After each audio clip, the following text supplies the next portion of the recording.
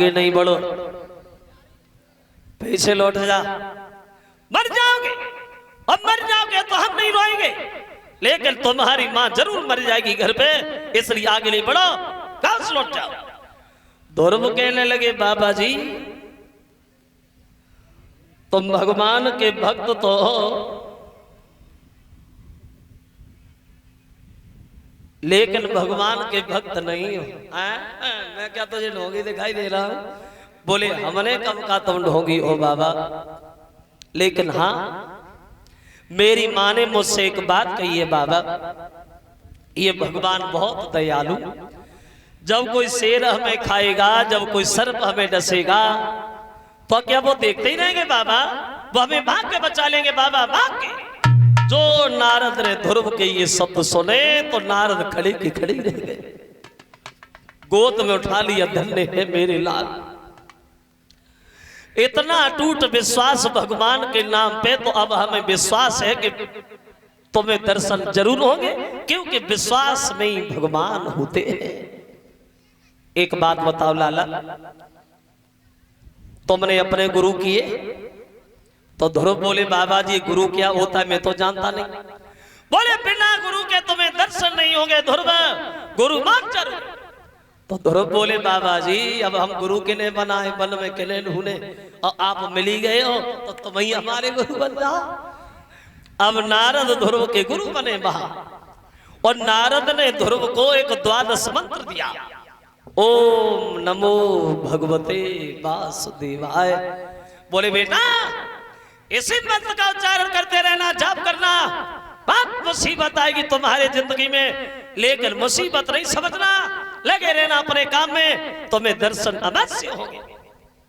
एक बात और बताओगे तो क्या? जब भगवान तुम्हारे सामने आएंगे तो तुम भगवान को पहचान लोगे? देखे? बोले हमारे कहां देखे जो हम पहचाने, गुरु हो बताओ।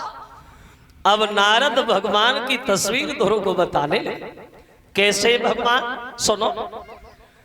चार भुजाएं होंगी भगवान, शंख चक्र गदा पद्म उनके हाथ में, घुंघराले बाल गालों पे ऐसे लटक रहे होंगे जैसे मानो मड़े वाले पर्वत पे नागनियां खेल खेल रही हो, और वो चेहरा सूर्य की भांति चमक रहा होगा, बिजली की भांति दांत दमक रहे होंगे। आप कैसे हैं भगवान? नारद जी कहते हैं ध्रुव सुनो कैसी तस्वीर है भगवान। बोले सुने तो उस मुख पर काली चमकीली, वो काकले मरोने खाती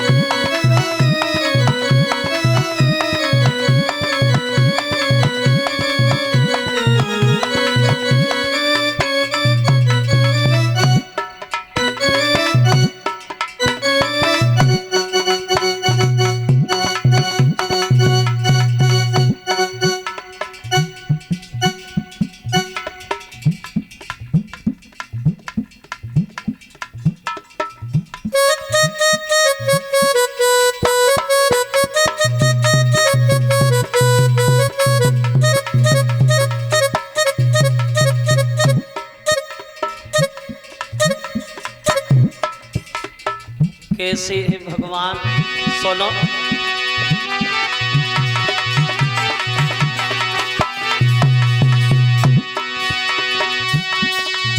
उस मुख पर काली चमकीली,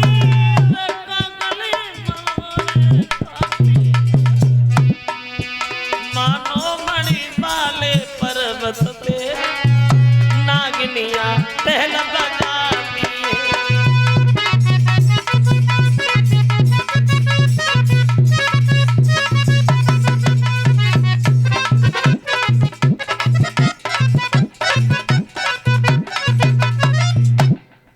ऐसे है भगवान, बैजंती माला से मिलके मड़ियों की छटा निहारी है।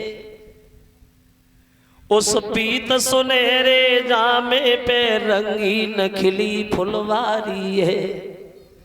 ऐसी तस्वीर जब तुम्हारी नजरों के सामने आ जाए समझ लेना कि ये भगवान है। अब नारद ध्रुव के लिए अपने हाथ से एक कुटिया भी तैयार करते हैं। कुटिया बनाई नारद ने ध्रुव को। कैसी कुटिया बनाई? वो कुटिया ऐसी बनाई, वो कुटिया कैसी बनाई, वो कुटिया ऐसी बनाई। अरे वो कुटिया, अरे कुटिया कि वो ध्रुव की छोटी पर कुटिया यमुना तट पे दिखलाती है,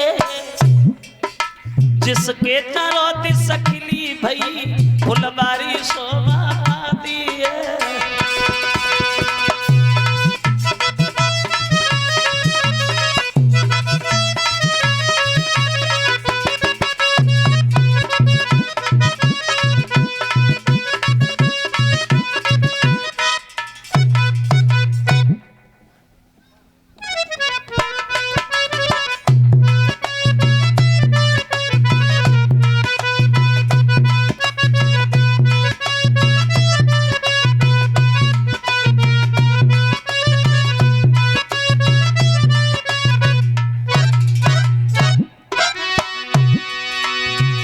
कैसी है कुटिया? वो कुटिया जो नारद ने बनाई वो कुटिया ए बनी है मलुक जा रही है सुगंध छाए हरे भरे पेड़ जा मेले रही ले राय सुंदर से फूल जा मोरा राय बन ठंडी ठंडी चलती समीर यमुना के ये ठंडी ठंडी चलती समीर यमुना के तीर।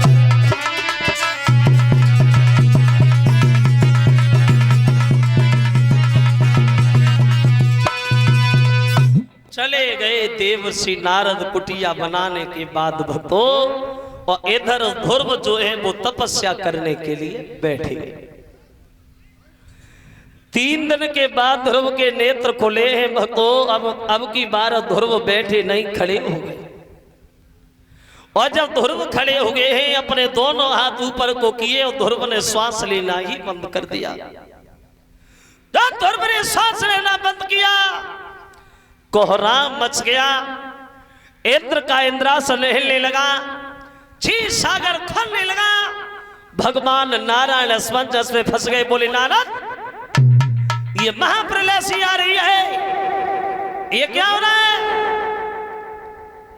नारद जी बोले महाराज थोड़ी देर और रुके रहो, अभी पता चल जाएगा क्या हो रहा है। अरे हो क्या रहा है? एक छोटा सा बच्चा भजन कर रहा है, और क्या हो रहा है? जब ध्रुव ने श्वास लेना बंद किया,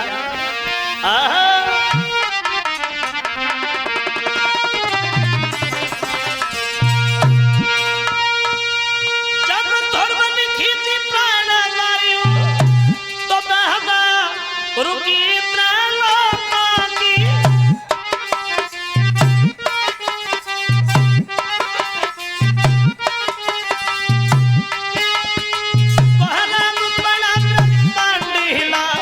घुटने लगी प्राणियों की।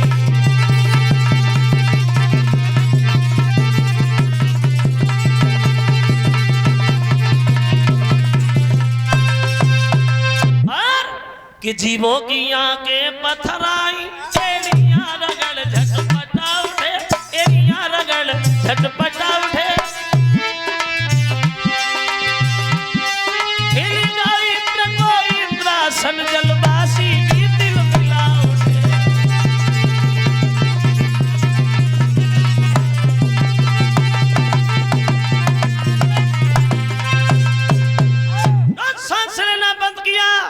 कोहराम मच गया।